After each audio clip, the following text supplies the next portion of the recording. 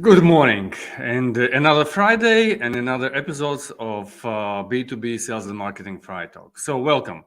And today, as usually, me, Andres, Yushchenko, and Rolands, we are here in studio to share insights, best practices, and anecdotes from sales and marketing leaders of technology companies. And today, in our episode, we decided to talk about the service or how to call it, as a service business model. And why so? There are different estimates, but currently I think McKinsey has said that the total market capitalization for the SaaS market is worth about $3 trillion. So imagine this huge number. And just 100 companies from the top of the SaaS business makes around 22% growing annually. So this business is really growing comparing to the traditional technologies kind of business, which is one-digit number growth annually. So it seems that there is quite a significant potential. And still, though, there are quite many companies who have this traditional business model running, and they're doing well, but they also looking around and trying to understand whether this as a service model is something to invest into. And today we decided to really devote our episode discussing what it is as a software as a service business model, and what are the important metrics to look at, and in general all other considerations when planning shifting to this business model.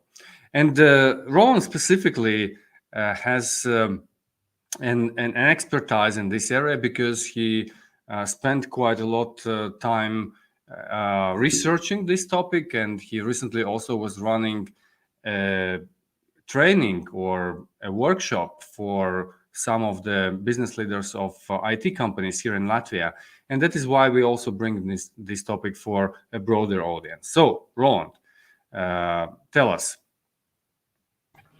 Yes, I think as a service business model, and here again I want to stress that as a service part, not necessarily software as a service.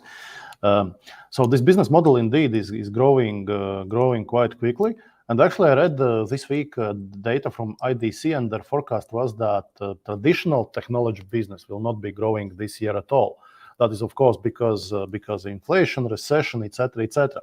However, as a service business is still growing.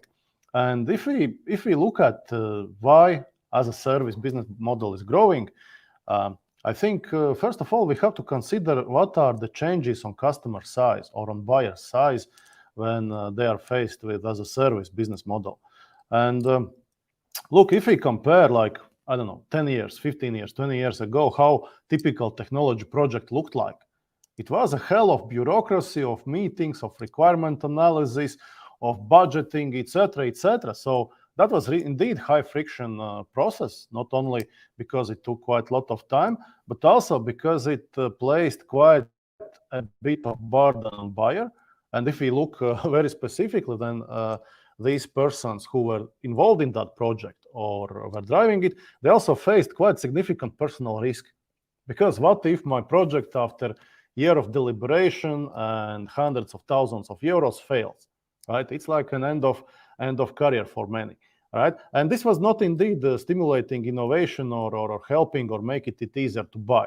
And now if we compare how as a service business model looks like, purely from buyer's perspective, it's completely different game. First of all, it's very easy to start, typically.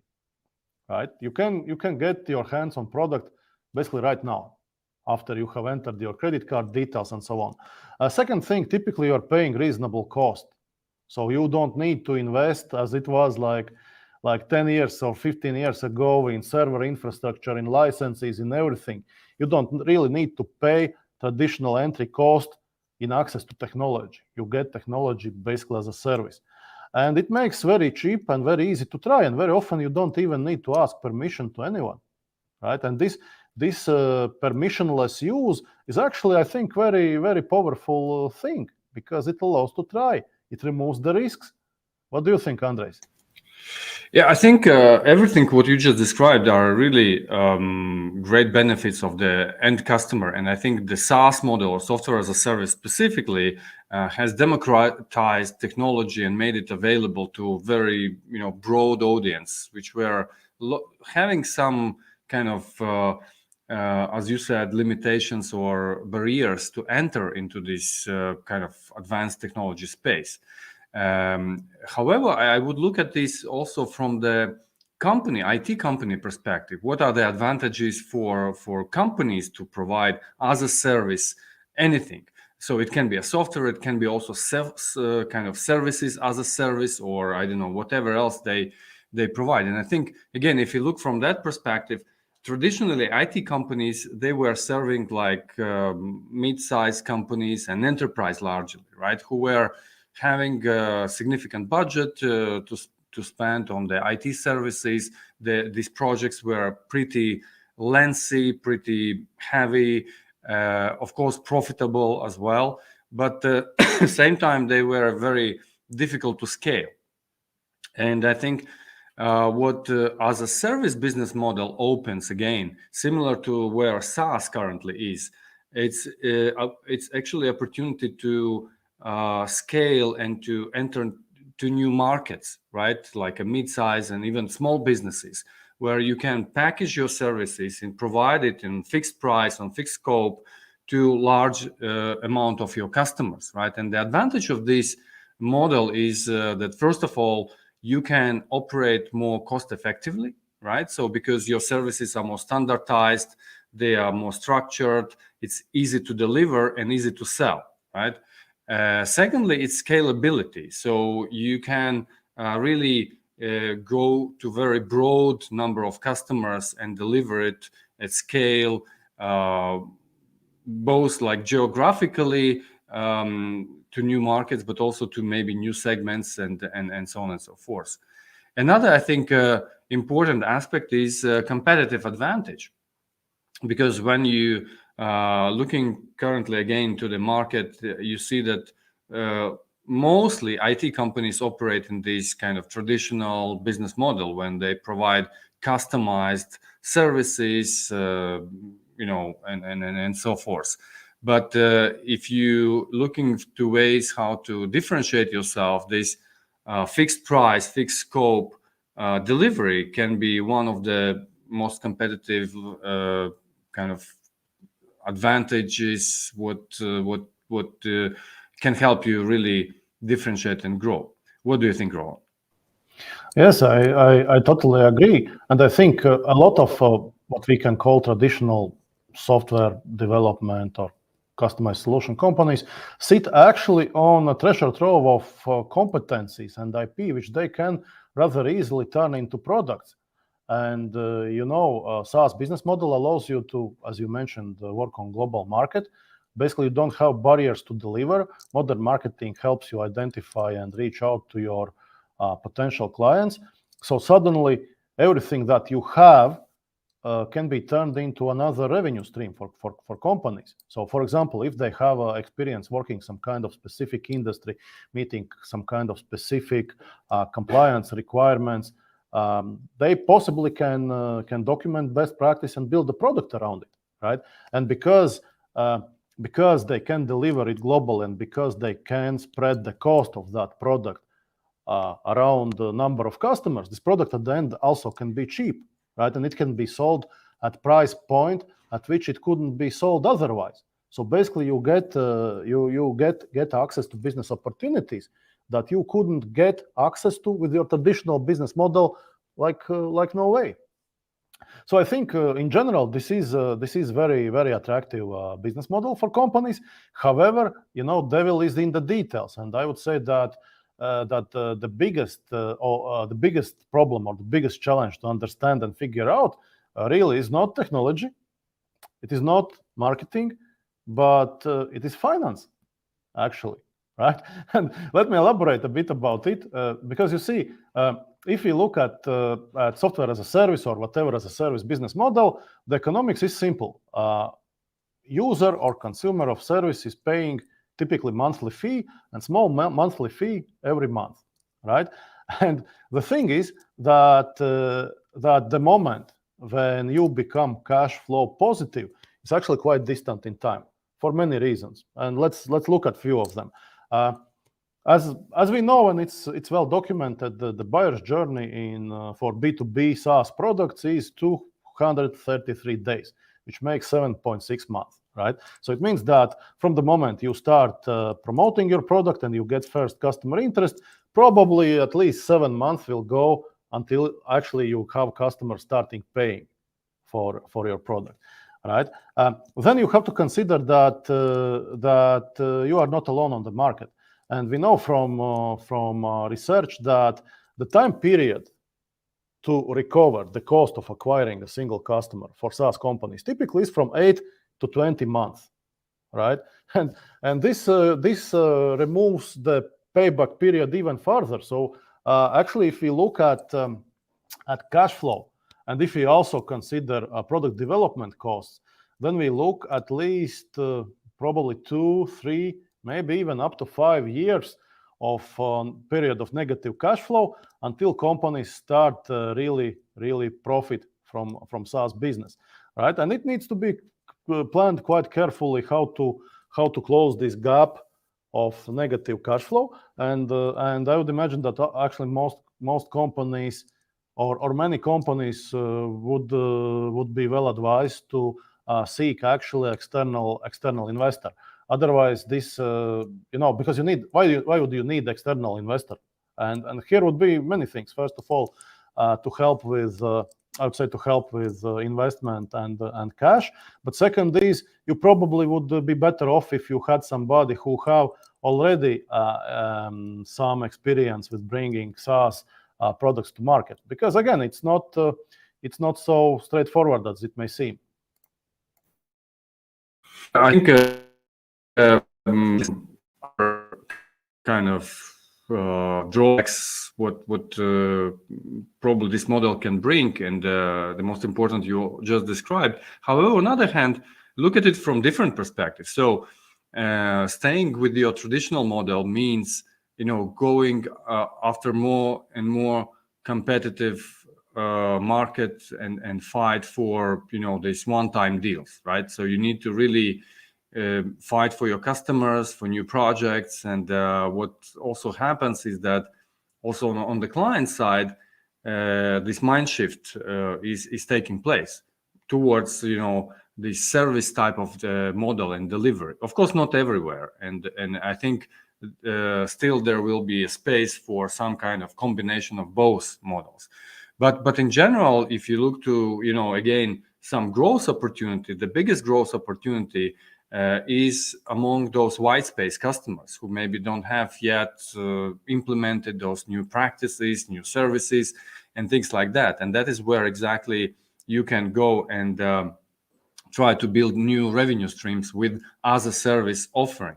However, as Roland said, it's matter of the financial planning. I think another important consideration is actually switching expectations of buyers, because it's changing quite dramatically.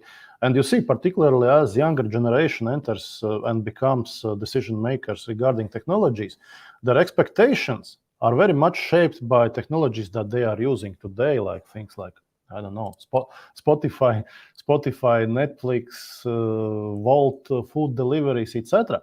And we also know from research quite well that there is strong trend that the younger the buyers are, the less they are inclined to talk with sales representatives at all. And very often, even if the better choice for let's say for company or let's say organization would be a really custom solution, very often they would go perhaps to inferior SaaS solution simply because younger buyers are tended to do self-service. They want to figure out on themselves how to use the product. Right? And this means that even for rather traditional business models, companies would be better off if they had at least some as a service offering as a door opener, right? Because once customer starts to use your software as a service offering, the chance that you can engage them and then sell custom development, integration, support, training, services, etc., are much, much higher, right? But if you don't have any simple to use, easy to start offering, you just don't get to that conversation at all, because then you leave customers really on their own, and most likely they will start using some of your competitors' product, even if it's inferior, but they can start using it today and they just go that way, and you lose them forever. And I think for many tech companies who are still in more traditional business, they need to they have to start get a bit paranoid, because it's a big shift. It will not it has started, right, and it will probably, this transition still will take maybe 10, maybe 20 years, but the traditional business seems to be going away any way you look at it. Yeah, and continuing on those other advantages, I think despite this financial challenge you might face in the beginning, I think the big kind of advantage of this as a service model is that you are getting a subscription based model, right? So you have a number of customers who are paying you every month or every quarter or maybe annual. It depends how do you price your services or product. But these are like recurring revenues, and that in the long run will simplify your life significantly, right? But I think what when we discuss nowadays like advantages and some drawbacks and challenges of the as a service model, how to get there. And I think looking from, again, traditional IT company, like those who are providing like managed services or integrations or custom development or anything like that, those steps can be potentially starting with just looking back at your practice, at your projects, what you have done in last period of time.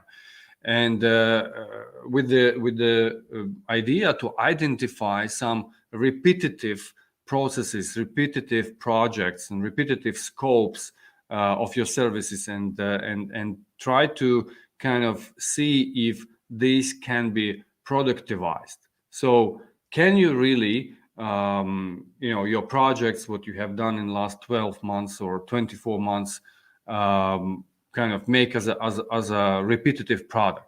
That would be, I think, the first step to start with. And if you find it possible, so the next step would be try to really productivize that. So meaning to define really the scope, which is clearly described, to define the processes behind that, how do you sell it, how do you deliver it to your customers, and obviously to define the price, because of the what makes as a service different from the product or custom services is clear timeline of delivery and the price, and that is what needs to be in place. Yes, and speaking very bluntly, I mean, I would recommend for companies who are developing custom solutions, after each custom solution is delivered, actually to have a meeting and ask yourself, how we learned something, how we developed some processes that we can actually standardize and turn it into product. Because from my perspective, I see that to start with SaaS business and to start with something that you can scale, first step would be to figure out your specialization, what it would be. Certain solution area, certain industry, certain type of customers, etc. And you have to be very, very clear what your ideal customer profile is, and then you need to think how to build your specialization so that your solution would be perfect specifically for that ideal customer profile type of customers. Then you need to think how you can standardize all your processes, starting from marketing, sales to onboarding, deployment, success management. How you can automate it, right? And then I would say it would be time to start planning financing, planning demand generation, right? That's how I would see it, these first steps, how to think about offering as a service product. And actually talking about financing, again, financing is very weird for software as a service products. And actually, You probably have heard about some companies having exceedingly high valuations and then breaking down. But if we see really at well-performing, well-managed as-a-service businesses, there are many companies that have never been profitable. However, their business model indeed is sound, because the reason they are not profitable is simply because they are growing, and all the time they are adding extra customers, which are not profitable in the first month or years. However, if you look at base of their customers, you see that if you looked at only customers they had, let's say that customers that they landed a few years ago and that they are still keeping, they're making tons of cash. They are just reinvesting it all the time in growth. So from that perspective, it's weird business, but it can be very, very profitable once you reach stage when you have covered your cost of acquiring customers, because then suddenly you start like printing money. It can be tremendously profitable. Yeah, however, there is still path to go, right? And you already mentioned about those standardizing processes on every level and everything else. I think another addition to that from my side, looking to where one of the biggest struggles companies experience is actually the motivation schemas and compensation schemas for the sales teams, right? Again, in many traditional IT companies, as soon as the project, what typically is delivered to the customer is pretty significant in revenue, and there is immediate kind of profit coming with that, then typically salespeople, they are based on the either revenue or even the profit compensation model. And in this as a service model, it is not really working that way. So you need to really carefully revise and maybe rethink your compensation model for salespeople, because if they will remain on the same approach what you potentially might have now, then the revenue, what they are getting, what they are generating monthly or even annually, is significantly less, right, than in the traditional project. What will make them focus still on selling your traditional type of services, right? And it will be harder to switch to the new business model. Yes, I totally agree. And if we look at as a service business model, actually the best practice would be to really, deconstruct your buyer's journey into very specific phases, like starting from marketing with lead generation, marketing qualified lead generation, then sales qualified lead qualification on the sales side, etc. And actually, you want to incentivize, you want to measure everyone on the buyer's journey, including customer success management, customer onboarding teams, customer support teams, renewal teams, etc. So it's a bit tricky thing to get right. But I totally agree with you that first of all, you need to make these incentives meaningful, so that people don't need to wait, for 5 years until they really get money in their pocket, right? Because these are your employees. This is not your company, which perhaps can wait, right? And second thing, it's good practice still to incentivize longer-term use, because if you only incentivize, let's say, signups or payments for the first month, you will end up with lots of customers who sign up, or lots of customers who pay once and then they just go away, right? So it needs to be balanced so that you reasonably compensate in longer term, and annual revenue is like a good target to compensate people for. Yeah, and in this other service model, what also comes as a different or new thing into the process is the marketing. And again, many IT companies have either no marketing or very thin marketing, because in enterprise sales, it happens one-on-one. In one-on-one format. When you want to really scale, and especially scaling it to the mid-market and small businesses, you need to have really a process behind which is always on and running and delivering you leads, building the pipeline, and you have not only a couple of marketing managers doing that, but should be a team, both of people and resources behind that. So that's important to consider. And then success management, as you, Roland, already mentioned a few times during this conversation, it becomes even more important, because as soon as customer becomes a subscriber to your service, it's important that they are satisfied, they feel always, that you take care of them, they are getting best services, they are getting something new, and so on and so forth, so that and most importantly, they realize the full value of what they have bought, right? And that's often not the case. We have, own experience paying something for something, and we sometimes realize, but why do I use it? Why do I pay it, right? And as soon as you have not been told properly how to use or how to benefit from those services, there is a huge risk of losing you as a customer. So that's also very important consideration. Yes, I totally agree with that. But, if you look at our own experience, I wouldn't expect many companies to invest too much in making us succeed with their products, for simple reason. We are rather small consumer. If we were people with, let's say, 20, 50 seats, we would have success teams calling us just to make sure we are happy with their products much more often than now. And from other hand, Andres, you and me know actually that sometimes we have been contacted by success management teams who obviously didn't knew how small customer we were, because getting the invested labor or invested success management resource just right is also quite tricky thing, because as soon as you start managing success of companies like ours, which is relatively small and still paying little for products, that's unlikely to be profitable.